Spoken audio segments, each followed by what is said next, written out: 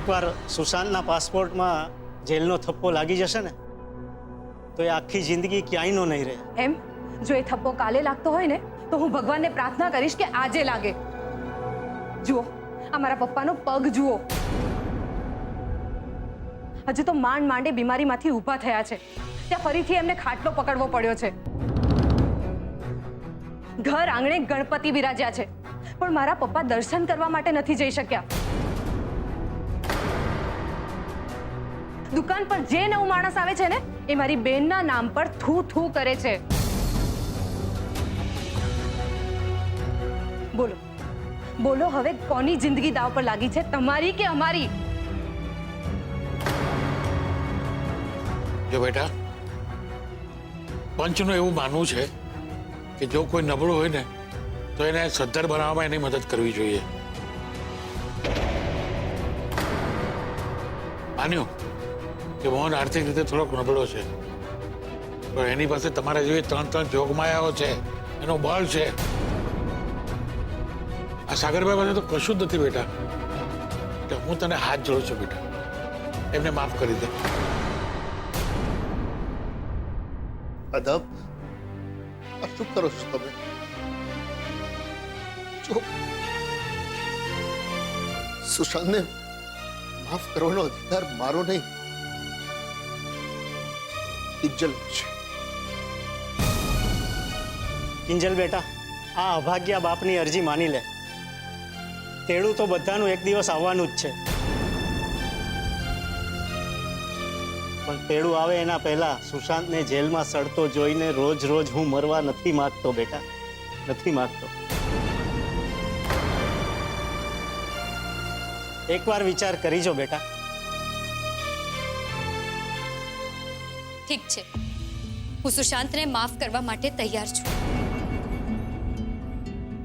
પણ સાગર અંકલ મને એક વાતનો જવાબ આપો કે જો મારી જગ્યાએ તમારી દીકરી હોત અને કોઈ છોકરાએ એની સાથે આવું કર્યું હોત તો તમે શું કર્યું હોત? ફરિયાદ પાછી લીધી હોત?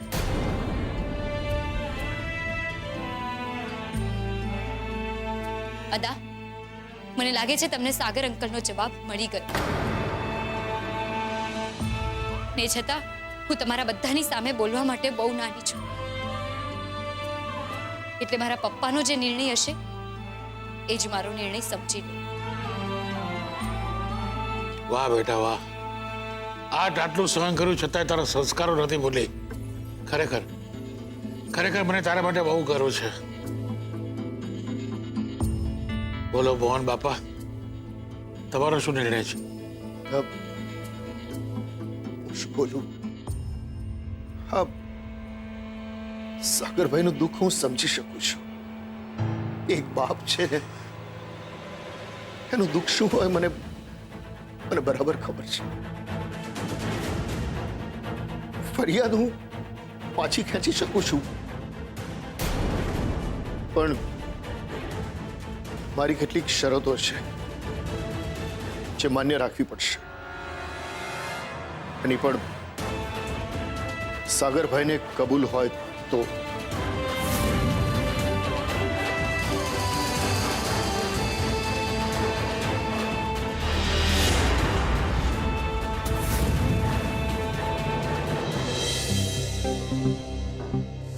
હાય બા, બસ કરો હવે, તમને હાફ ચડી જશે. મારી ચિંતા છોડ, તું શાંતિથી બેહી જા માય કાંગલી. બા પણ મને એ તો કહો, આ આટા તમે કોના નામના મારી રહ્યા છો? અરે ભીમજી ઓદાના નામના, બીજા કોના નામના વળી? અરે ક્યારના આવું છું કહીને ઈ પછી આવ્યા કે નો આવ્યા કઈ ખબર જ નથી. હાય હાય બા, આ તમે ફૂદડા જેવી વાતને ફૂગ જેવી કરી નાખી. એવું હોય તો ભીમજી દાને એક ફોન કરી નાખો ને. એ સલાહકાર બીરબલ, સલાહ માંગી તારી પાસે? અરે ઈ ફોન ઉપાડતા હોત તો રડવાનું જ ક્યાં હતું? હે બા, તો પછી ક્યાંક એવું તો નહીં હોય ને ભીમજી અદા સીધા મોહનભાઈના ઘરે જ પહોંચી ગયા હોય? હા, એવું થાય ખરું હો. એક કામ કર સરોજ, જા હટ લઈને પગ ઉપાડ અને મોહનના ઘરે પોગી જા. અને કાન ધરીને હોશિયારીથી જાણી આવ કે અદાના સુશાંત વાળું પ્રકરણ કીધું કોણે. જા. ના ના બા, હું આવી બધી પંચાયત ત્યાં જઈને નથી કરવાની. યાદ છે ને છેલ્લી વખતે જ્યારે આપણે ગયા હતા ગંગાજળનો ઘડો લઈને, ત્યારે મોટા ભાઈએ કેવા ડોળા બતાવ્યા હતા. વાહ, એટલે તે નક્કી જ કરી લીધું છે ને કે આ ડોહી કાંઈ પણ બોલે આમ વિરોધી પાર્ટીની માફક ઊભું રહી જવાનું અને મોઢામાંથી તો પેલા નન્નયો જ ભણી દેવાનો. ઓલી મીરા વહુએ જ્યારે ગણપતિના લાડવા ટીપવા બોલાવેલી ત્યારે તો કેવી ઠુદક ઠુદક થઈને પોગી ગયેલી. જા, મને પછી જોજે. જા, હટ, પગ ઉપાડ. નહીં જાતા ને ચોટી રે, અહીંયા ચોટી રે. આવા દે મારા રઘલાને ને રાહુલને, પછી વાત.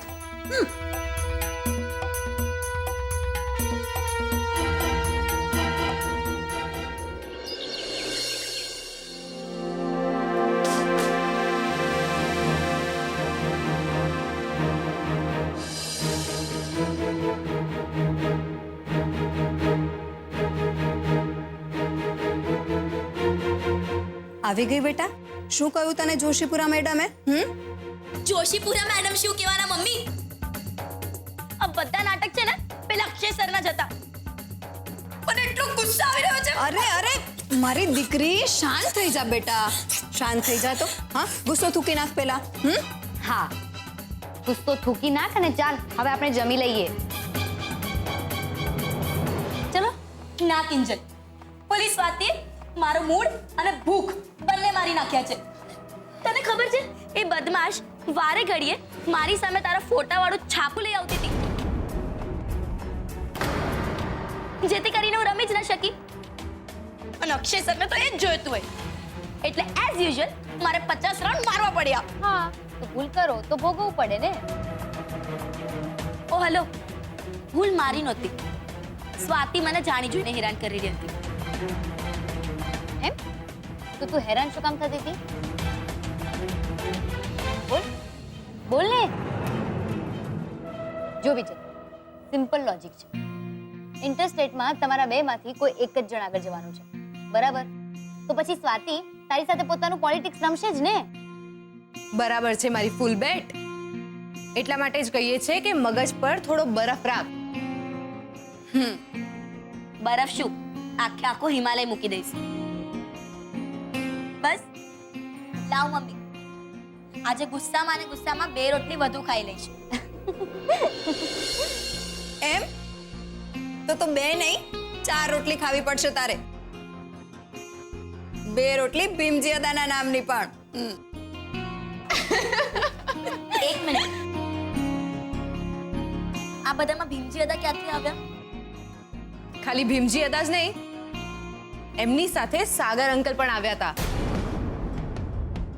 સાગર અંકલ એટલે કે સુશાંતના પપ્પા. એ અહીંયા શું કામે આવેલા? જાય ને જેલમાં એના દીકરાને મળવા. બીજલ, બરફ બરફ, હિમાલય. ઓકે. ને સાગર અંકલ એ કહેવા આવ્યા હતા કે આપણે જે સુશાંત વિરુદ્ધ ફરિયાદ કરી છે એ આપણે પાછી લઈ લઈએ. એ જરાય નહીં. ફરિયાદ પાછી લઈ લ્યો એટલે? અરે એમની હિંમત કઈ રીતે થઈ અહીંયા આવીને આવી વાત કરવાની? અને ભીમજી હતા એ એમનો સાથ આપી રહ્યા છે. બીજલ, મેં કહ્યું ને શાંતિ રાખ અને 2 રોટલી વધારે જમી લેજે અને મગજ શાંત રાખ આવતીકાલ માટે. આવતીકાલ? હવે આવતીકાલે વળી પાછો કયો ધડાકો થવાનો છે? અરે થવાનો છે બીજલ, એટલે જ તો કહું છું જરા ચિલ કર. પપ્પાએ સાગર અંકલ અને ભીમજી અદા બંનેની સામે કેટલીક શરતો મૂકી છે. શરતો? કેવી શરતો?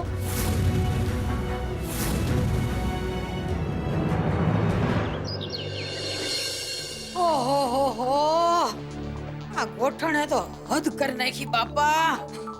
ઓહો, ઓ ભગવાન, મારી માવડી. હાય હાય, ગોઠણે દગો દઈ દીધો. દુખી ગયા બાપા, પણ જે હવદાનો કોઈ હતો પતો નથી. અરે રાહુલિયા મને તો હજી વિશ્વાસ નથી આવતો દીકરા કે આ સપનું છે કે સાચું છે. ને રાહુલિયા એ એક ચીટિયો વર ને દીકરા. ઓકે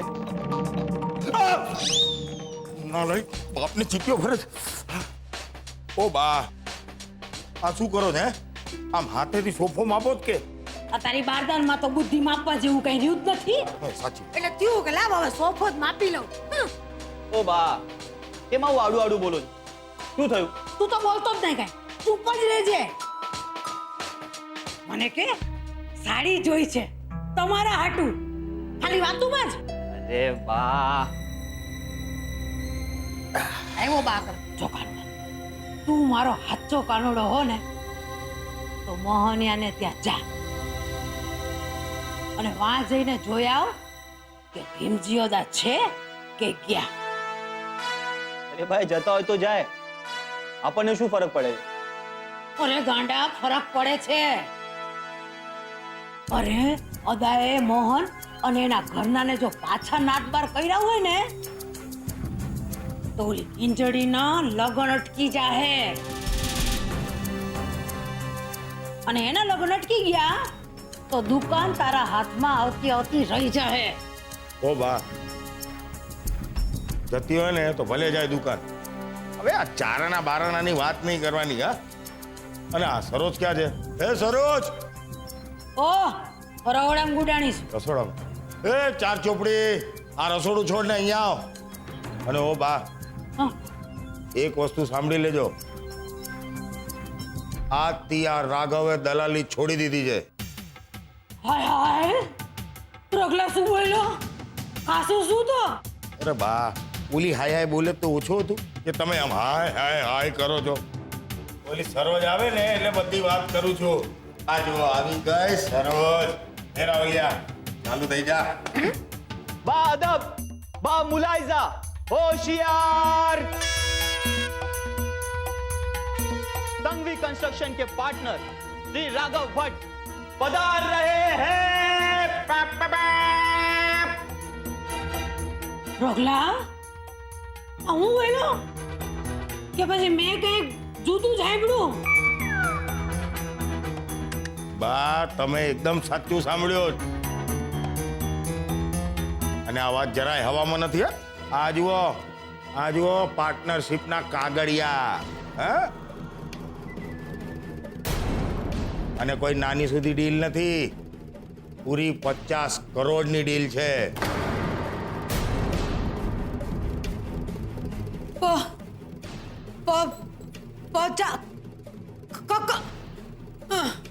કેટલા મીંડા લાગે એ તો મને નથી ખબર બા,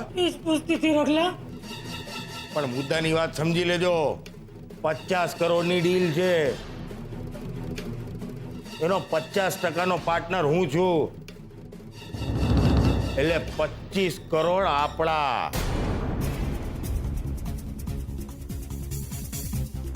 પણ મને એ કહો કે માસુકભાઈ તમને ભાગીદાર શું કામ બનાવે? હતું જ બોલ્યા, સરોજ ગૌરી બોલ્યા. પણ એ સરોજ તું છે ને લક્ષ્મી ચાંદલો કરવા આવે ને ત્યારે મોઢું ધોવા જાય એમાંની છો તું. તાવ અને મને એમ કે તારાથી તારા વરની પ્રગતિ થાય એ જોવાતી નથી કે? ઓ બી અરે રોગલા, એના નામ પર ચોકડી મૂકને પૈસા. મને તો ઈ વિચારે હાસ હાસ અને હાસકારો થઈ રહ્યો છે કે હવે તો આ રાહુલિયો એનો નાનકો, એના નાનકાનો નાનકો, હાય હાય હવે તો પેઢીઓની પેઢીઓ આપણે અંધાઈ સોનાની થાળીમાં જમશું. બા બસો જરા. હા દીકરા આવ ને. બા આ બધું છે ને આપણા કારણે થયું છે. અમે ઉત્કર્ષ ને કિંજલના છાપાવાળા ન્યૂઝ આપ્યા ને તો એ ખુશ થઈ ગયો અને એને માસુમ અંકલ સામે પપ્પાને પાર્ટનર બનાવવાની વાત કરી મૂકી. ઓરે જીવતો રે મારા દીકરા, જીવતો રે. હવે તો આપણે જલસા અને પાર્ટી કરશું. એ મારી માવડી રંગ તાળી રે રંગમાં રંગ તાળી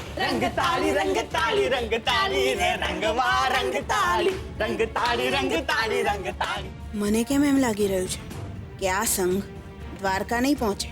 આ માસુકભાઈ રાહુલના પપ્પાને શું કામ ભાગીદાર બનાવે?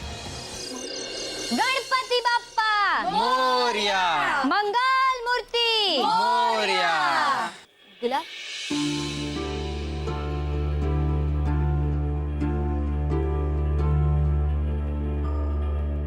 ગુલાબ શું વાત છે? હું સવારથી જોઈ રહી છું તો એકદમ ઉદાસ થઈ ગયો છે. જુઓ ને કિંજલબેન, દુકાનની ગ્રાહકી સાવ ઓછી થઈ ગઈ છે. ઓ ભાઈ, બે ચા મળશે?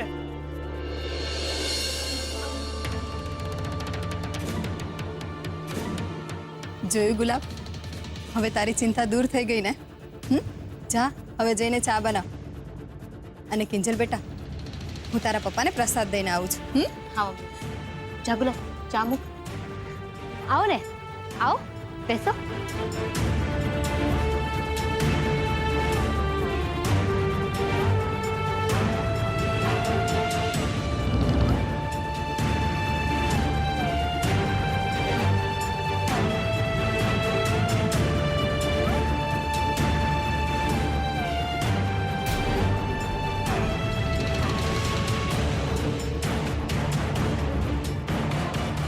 એ જરા અહીંયા આવતો. હા સાહેબ, આવ્યો.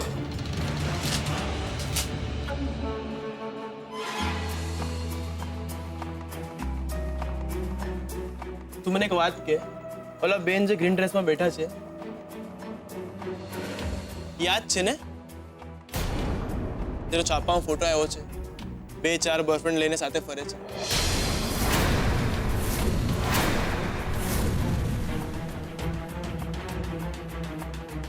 ઓ ભાઈ, એ બધા જ સમાચાર ખોટા છે.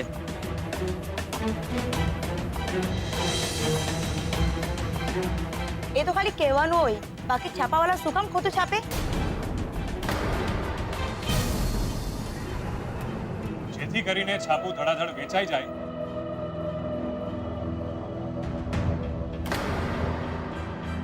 અને જેની બદનામી કરવી હોય એક જ દિવસમાં થઈ જાય. મોહિતભાઈ, કાપડિયા મેમ, તમે? હા Kinjal,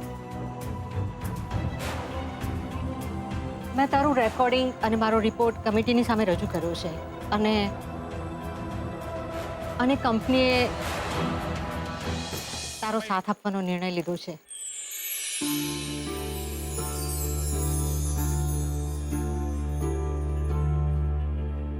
thank you so much. મને તો એવું હતું કે તમે મારા પક્ષમાં છો જ નહીં. ને જો હું આમની જગ્યા હોઉં ને તો કોઈ દિવસ એમના પક્ષમાં ઊભી ના રહું.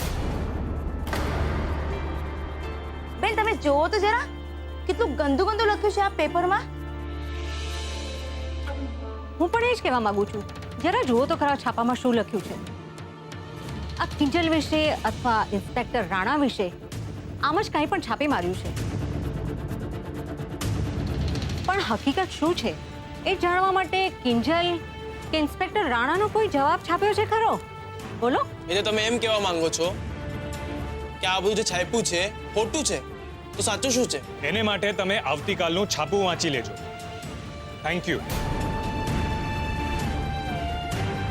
સારું, પણ હવે ચા તો પી લઈએ.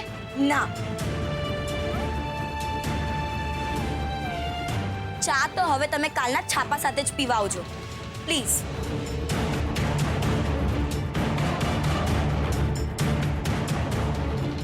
પંચાયત.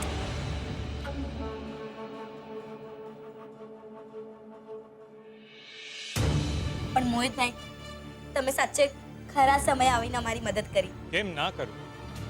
સુશાંતને મેં અજાણતા ક્યાંક ને ક્યાંક આડકતરી રીતે મેં મદદ તો કરી જ હતી.